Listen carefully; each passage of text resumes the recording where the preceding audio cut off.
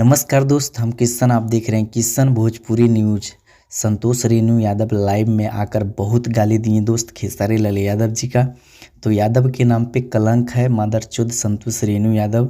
इस हरामखोर का अगर लाइव नहीं देखे हैं तो मेरे वीडियो में पूरे अंत तक बने रहिए, देखिए लाइव।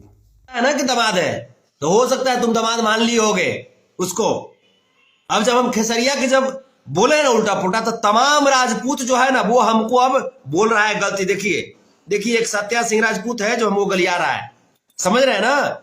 जब खेसरिया गाली दे रहे हैं तब अब हमको राजपूत गाली दे रहा है। अब तो क्लियर हो गया ना करेक्शन।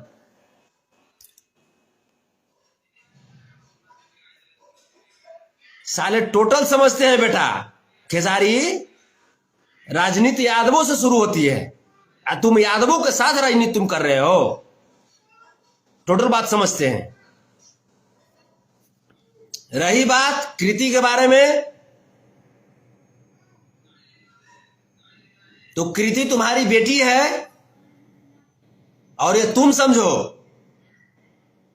कि तुम अपनी बेटी की रक्षा कैसे करोगे, ये तुम समझो।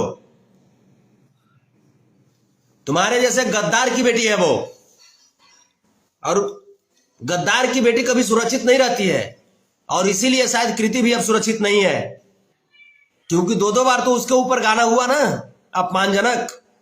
बोलता है ना कि दामाद है, तो हो सकता है तुम दामाद मान लिए होगे उसको।